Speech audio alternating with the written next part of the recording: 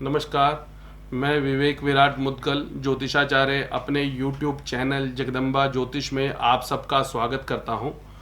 और आज की इस वीडियो में हम बात करेंगे, जैसा आपने थंबनेल में भी पढ़ा होगा, कोरोना काल में सूर्य ग्रहण का क्या प्रभाव रहेगा और किस किस देश में सूर्य ग्रहण रहेगा। परंतु उससे पहले आप सभी व्यूवर्स का बहुत बहुत धन्यवाद कि आपने मेरी video end of corona virus को इतना ज़्यादा पसंद किया कि वो 5 लाख से ज़्यादा देखी जा चुकी है, इतनी वायरल हुई वीडियो।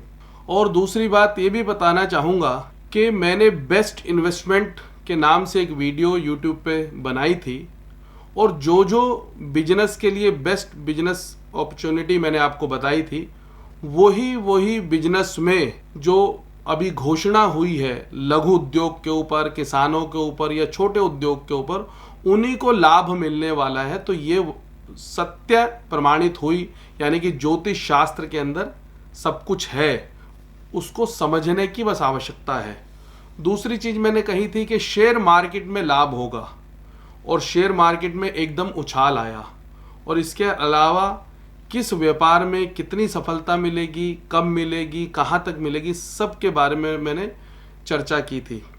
और एक चीज़ आपको बताना चाहता हूँ कि मैंने अपनी लास्ट वीडियो में कहा था कि 4 पैरों से चलने वाले प्राणियों का कोई ना कोई उनको रोग ग्रसित करेगा या उनकी वजह से कोई नुकसान होगा। तो जम्मू कश्मीर की एक घटना है, जम्मू कश्मीर से एक न्यूज़ आई कि 150 भेड़ बकरियां एकदम अचानक अपने आप मर गई, उसका मालूम नहीं पड़ा। और ये भी कहा था कि 4 पैर से चलने वाला ट्रक हो, बस हो, गाड़ी हो या इसके अलावा हवाई जहाज हो, उससे भी कहीं ना कहीं नुकसान या खतरा बनेगा। तो हमारी सुरक्षा में लगे हुए पायलट, सुरक्षा कर्मचारी, योद्धा, कोरोना योद्धा जो हैं, जो हमारा पायलट है, वो भी जो बाहर से लोगों को लेके आया, बेचारा खुद पॉजिटिव हो गया।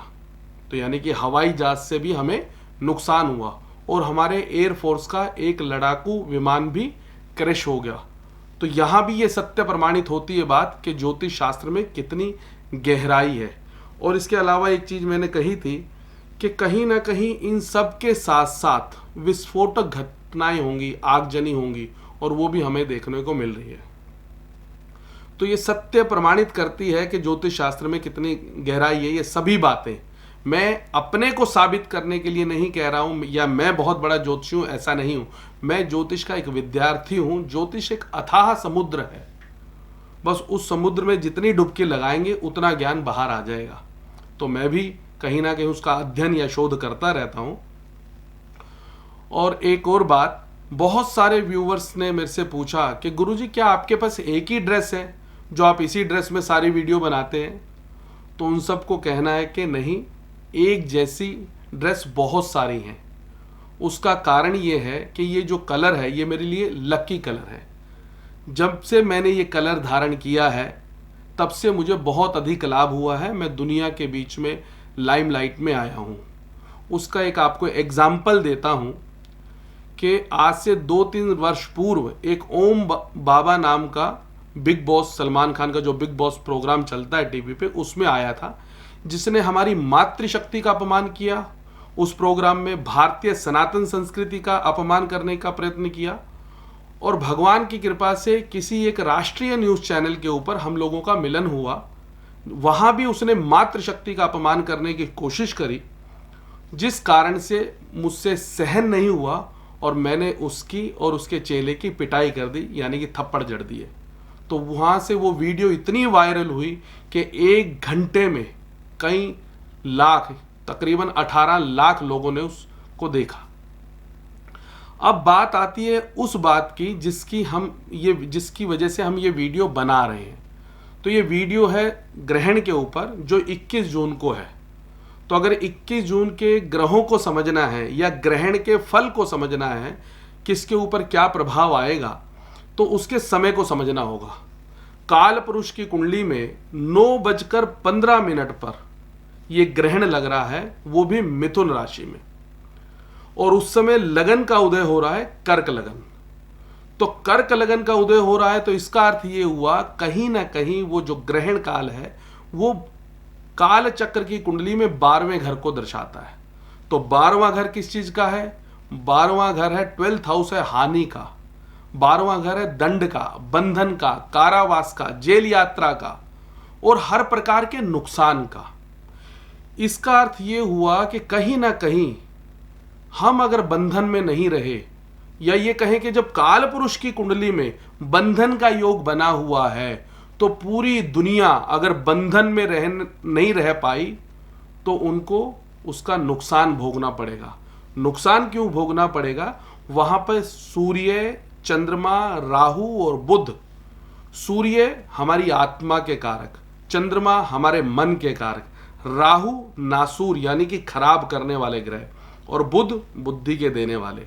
इन सब के ऊपर मंगल की दृष्टि है और ये सभी ग्रह मृगशिरा नक्षत्र यानी कि मंगल के नक्षत्र में है।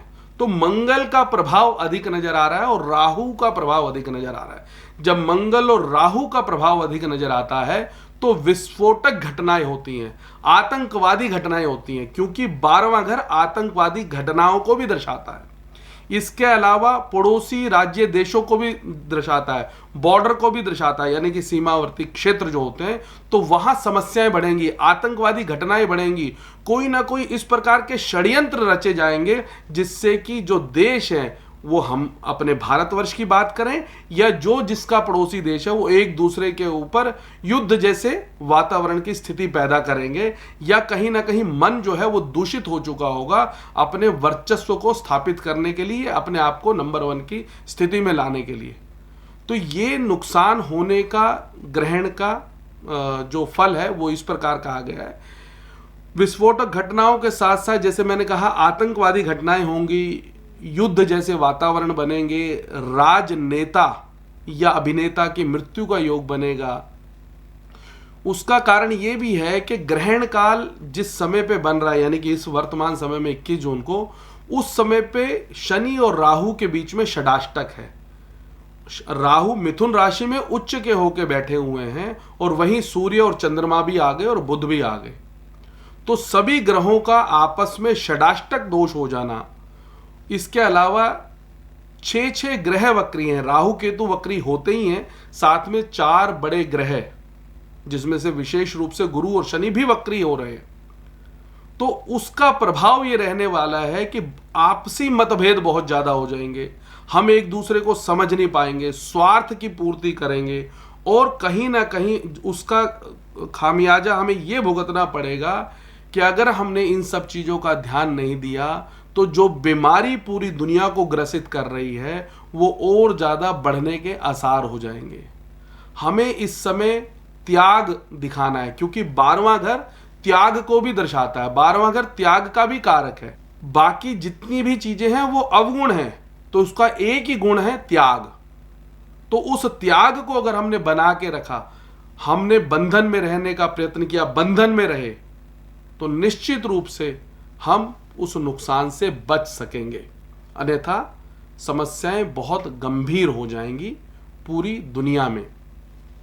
इसके अलावा एक चीज और मैं कहना चाहूंगा कि ग्रहण काल का प्रभाव, उसका फल राशि के अनुसार क्या रहेगा, अगर आप लोग कहेंगे तो मैं जरूर उसके ऊपर भी एक वीडियो बना दूंगा, और कहां कहां उसका प्रभाव रहने वाला है, किस किस देश में रहने वाला है, उसके बारे में मैं आपको बता दूं। सबसे पहले तो ग्रहण काल का जो समय है वो 9:15 का है और वो रहेगा 3:04 दोपहर तक समाप्ति काल है। किन किन देशों में रहने वाला है?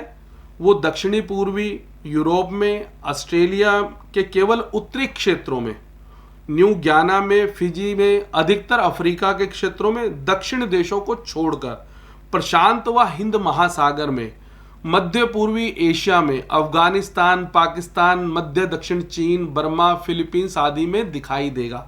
भारतवर्ष में तो दिखाई दे ही रहा है, इसके अलावा इन प्रदेशों में उसका प्रभाव बहुत अधिक रहने वाला है। इस प्रभाव को कम करने के लिए शास्त्रों में इसके अलग अलग उपाय बताए हैं, या ग्रहण का फल हमारे तक ना मिले उसके लिए एक उपासना पद्धति बताई गई है। अगर हम उस उपासना पद्धति को करते हैं तो निश्चित रूप से हमें सफलता मिलती है इस ग्रहण से बचने के लिए, क्योंकि ग्रहण का मतलब ही कष्ट से होता है। ग्रहण का मतलब ग्रसित करने से होता है। ग्रसित कौन? सूर्य।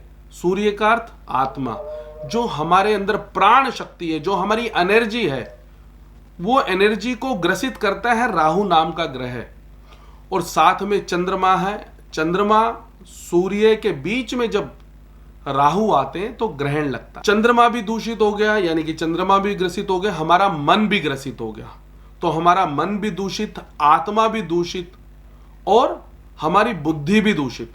जब ये तीनों चीजें दूषित हो जाएंगी और उसके ऊपर भी षडाष्टक दोष होगा, तो कहीं ना कहीं हमारा जमीर हमें कुछ भी गलत कार्य करा सकता है। हमारा मन इतना विचलित हो सकता है कि हम डिप्रेशन में जा सकते हैं। दुनिया के ऊपर इतनी बड़ी समस्या आ सकती है जो पहले से ही चल रही है उस षडाष्टक दोष के कारण। तो हमें इन सब चीज़ों से बचना है। इसका अर्थ है कि हमें अपने घरों में रहना है। अगर आपको मेरी वीडियो पसंद आती है तो लाइक करें, शेयर करें और सब्सक्राइब करें। बेल आइकन का बटन दबाना तो बिल्कुल मत भूलें। नमस्कार।